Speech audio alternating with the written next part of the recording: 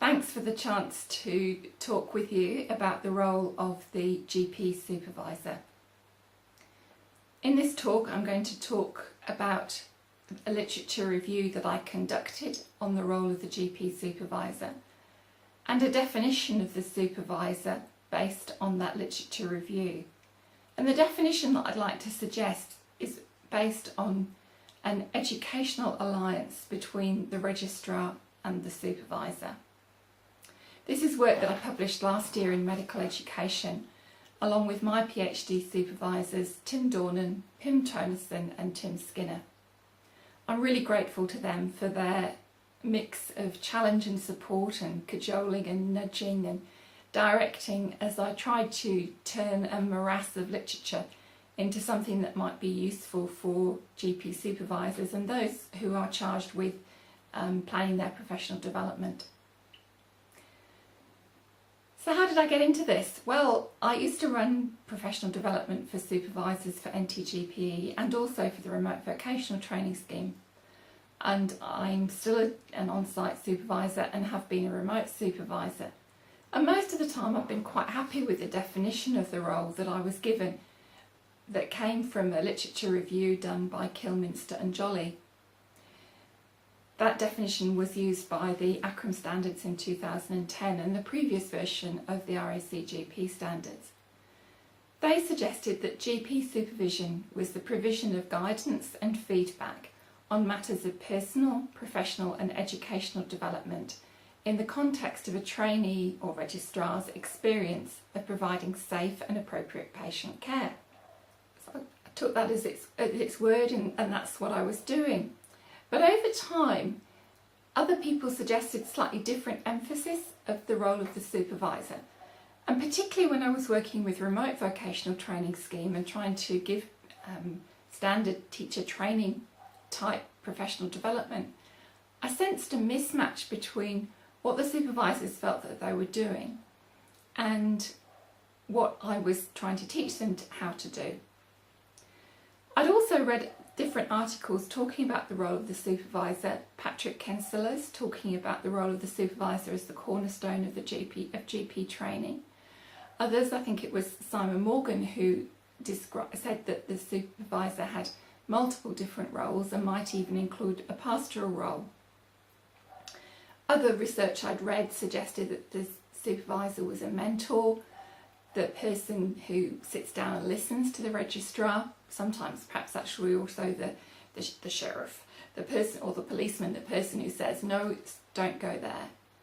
Or is the supervisor the coach, the person who shouts at the sidelines, trying to prevent the registrar from scoring their own goal?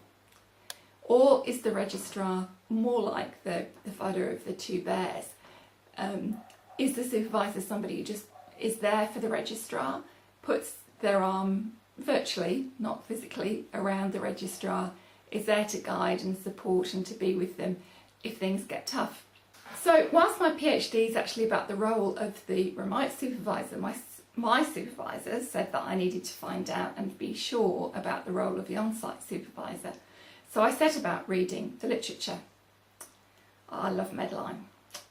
13,000 hits and titles that I read through to see whether they were of any relevance at all. I then added in those from my own database from over the years and also from articles that I was reading as I went along. From that large start, I ended up whittling it down to a much smaller and thankfully more manageable number of papers that I actually thought were relevant. Some were recommendations, sort of people sitting in a committee room saying, yes, this is what you should do. Quite a few were descriptions of supervisors or registrars saying, yep, that's what I do. And a very small proportion were actually direct observation of supervisors in practice. And I put those as the highest level of evidence because that was really what I wanted to know. What do supervisors do in practice? Not what do people think we should do, but what do we do? And from that I then built up what I've called a supervisor's web of educational activity. First of all, GP supervisors are clinicians. And we have to be good clinicians, because we're not only overseeing the safety of the patients in our room, but we also have a role overseeing the safety of patients in the registrar's room as well.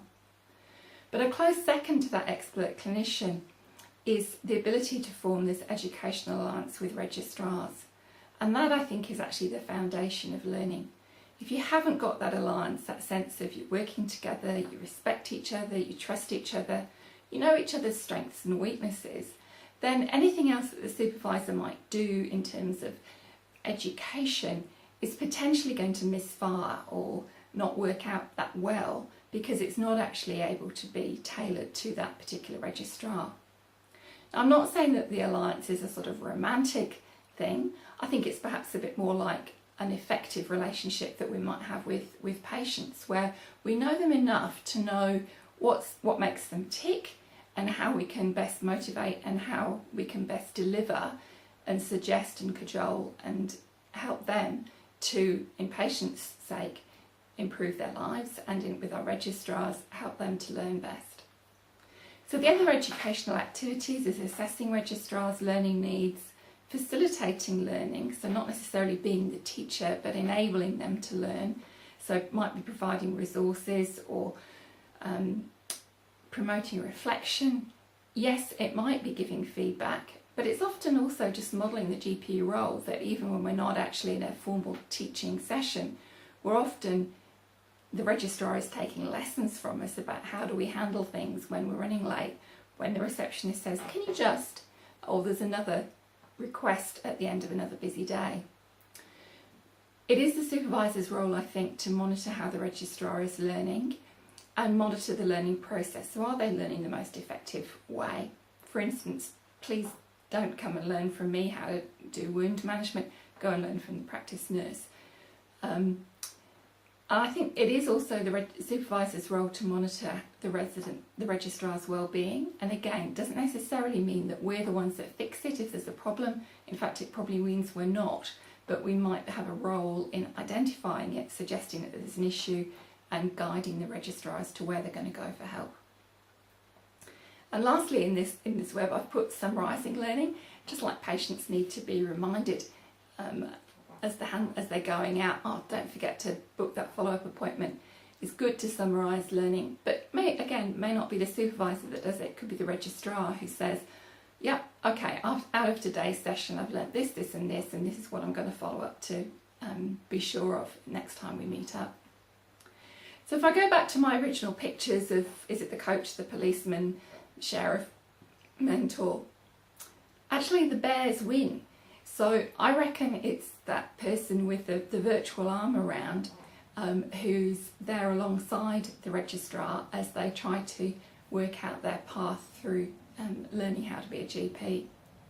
If we go on to the next slide, we can see that this English girl who's ended up living in the outback has actually put learning how registrars learn into the shape of an Aussie rules football.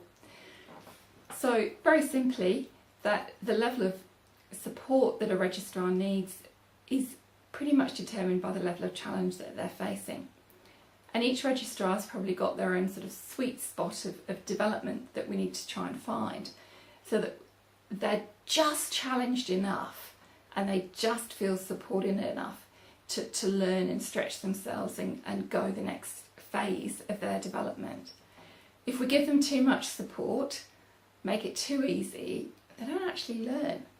But if it make it too hard, they're too stressed and they can't learn in that situation either.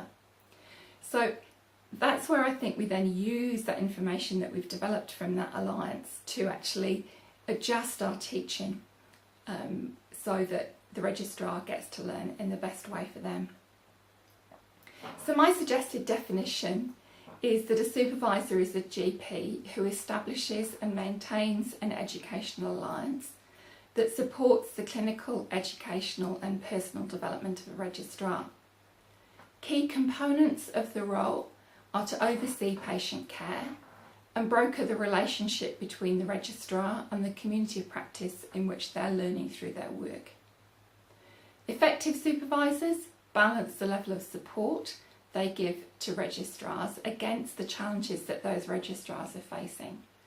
They promote reflection and give feedback based on direct observation to facilitate clinical deliberate practice. So that notion of the registrar knowing what they need to do differently and giving them opportunity to practice. GP supervisors also attend to the registrar's well-being and make it safe for the registrar to reveal and address weaknesses in their knowledge, skills and emotional response to practice. And I think that last sentence is again where some of the meat in supervision is. We may not, and often are not, the ones who actually know the most these days. That's actually one of the advantages of having a registrar, is that they can upskill you on what's the latest. What we can provide as supervisors is that the know-how. So not the know what, it's the know-how.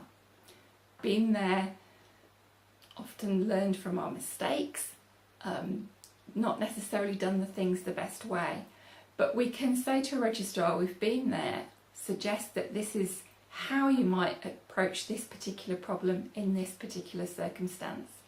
And that's where we really share the wisdom and knowledge that we've gained through hard work, and hopefully not too many errors, but inevitably that's what's happened. And that's what we can then pass on to our registrars. So in conclusion, it's a complex role, but it's a challenging one, and I think when it goes right, it can be really rewarding. And interestingly, I don't think the results are that much different for the remote supervisors. Doesn't matter whether you're next door, in the next town or the next state. Effective supervision is actually about getting to know your registrar, getting to know them as a person, their personality, their social circumstances to an extent, and their educational goals, where they're going, and then working with them to help them to become the best GP that they can be.